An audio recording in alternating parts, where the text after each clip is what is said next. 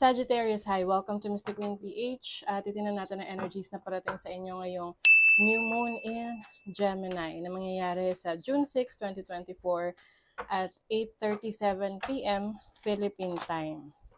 Ayan, so if you are interested in private readings, meron tayong link sa description at sa pinned comment. Paki-check nyo na lang. So, ang New Moon is about new beginnings, new opportunities, new experiences, na maaari niyong maranasan ngayong new moon. So for you, Sagittarius, this is going to happen in your 7th house of relationships, partnerships, marriage. Ayan. So maaring yung iba sa inyo papasok sa bagong relationship.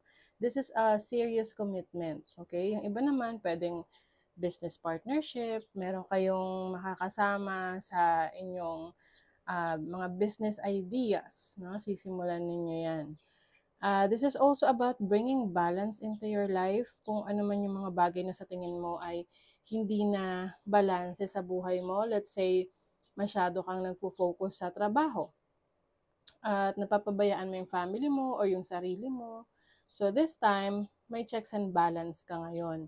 Kumbaga, mas magbibigay ka na ng time, energy, effort sa iyong family, sa mga mahal mo sa buhay, at syempre sa sarili mo.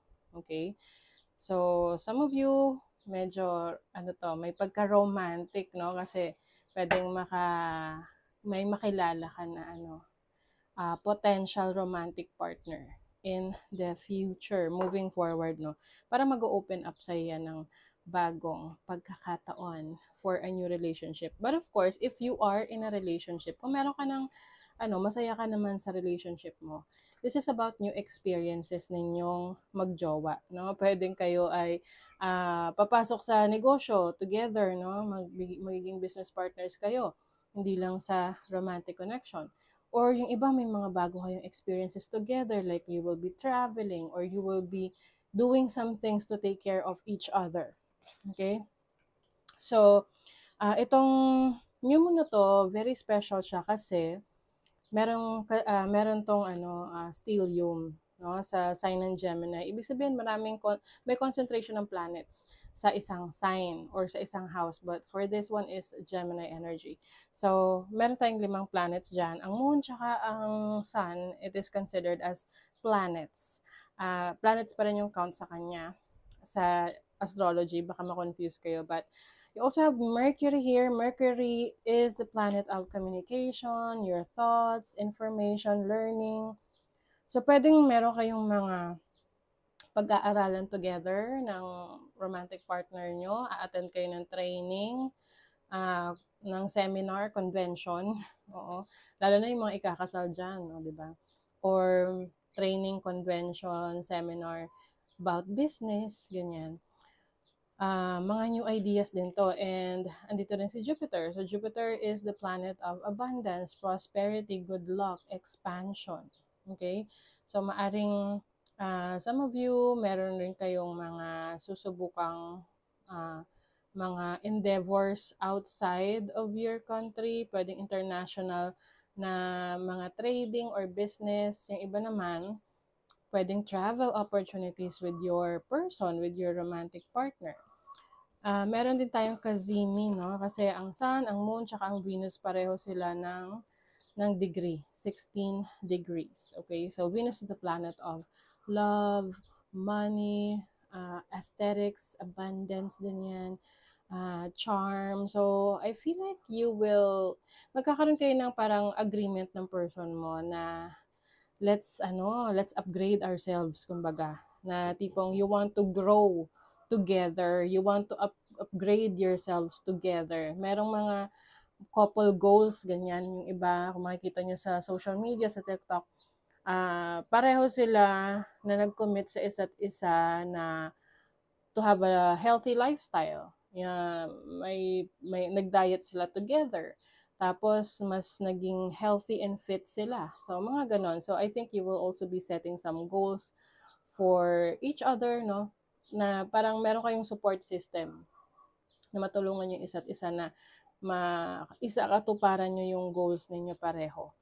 Pwede rin tong sa mga future plans ninyo as couples or as business partners.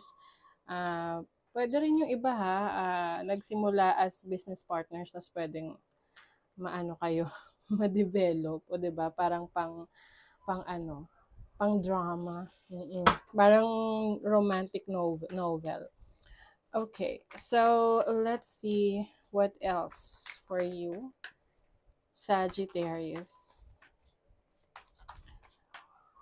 So you have, speaking of healthier lifestyle, taking care of yourself, practicing self-love, self-care. Ito yung tipong you will support each other para mas mag-glow up kayo instead na parang, di ba may mga magkarelasyon na habang tumatagal, parang they're like aging like a fine wine because they take care of each other, ganun.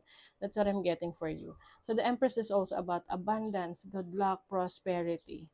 So, kumbaga hindi lang to para sa sarili mo, but also for your partnership.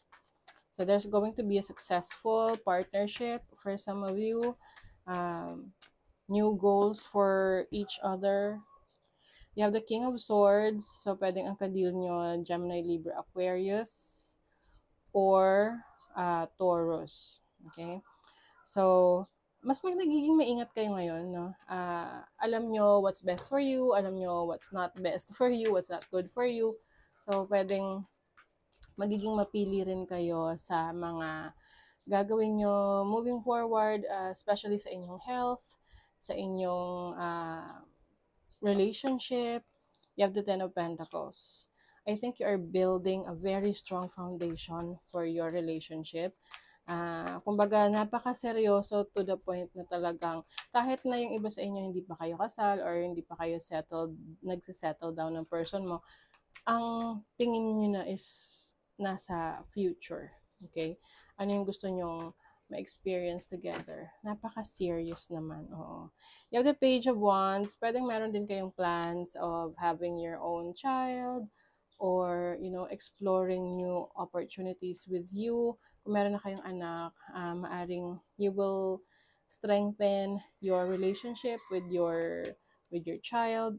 You have the Hanged Man, Pisces energy. I feel like there is merong bagong pananaw sa buhay para sa inyong dalawa, ang person mo. Or if you are single naman, there's a new perspective para sa'yo pagdating sa relationship. Mas gusto mo ngayon na maging mas maingat or mapili sa person na gusto mong maging partner in the future. You have the Ace of Wands. I think, para sa mga single, kayo na yung tipong hindi na kayo mahihiya, na if you like someone, you will take that step to let that person know na interesado ka sa kanya. Oo, gone are the days na pakipot or what. It's about, you don't wanna waste your time, no? Ayaw mo nang magsayang ng oras at panahon. Lalo na yung mga naghahabol dyan. You have the Judgment card. So this is major transformation. You are reinventing yourself to attract relationship, no? Especially if you are single. You have the Ace of Swords. So definitely I'm seeing connections, communications with someone. I think you will have more fun during this time to meet new people, connect with them, and there is a possibility na maging very serious yung connection ninyo ng person na to. Okay? So you have to be open. Yan, open sa mga bagong friends. Siyempre may pa rin yan. May discretion pa rin, talagang maingat ka pa rin. Okay? But if you see a potential sa isang tao, then why not, diba? Oo, explore mo na yan. Assess the situation, yes. Like what I mentioned kanina, hindi rin naman magpapadalos-dalos. You have to think about it. But you have to be open sa mga options. Reveal what needs to be seen. Mas magiging outgoing ngayon. You want to be seen. Gusto mong mas makita ka for who you really are. Don't let your past hold you back. Yes. So stop living in the past. Past is past. Ang importante is what you have in the present moment. At pinapahalagahan mo yung kung ano yung meron ka ngayon. and now you are gearing towards your future. Okay, what is best for you, for your partner in the future? Okay, so that is your reading, Sagittarius. Thank you so much. Bye.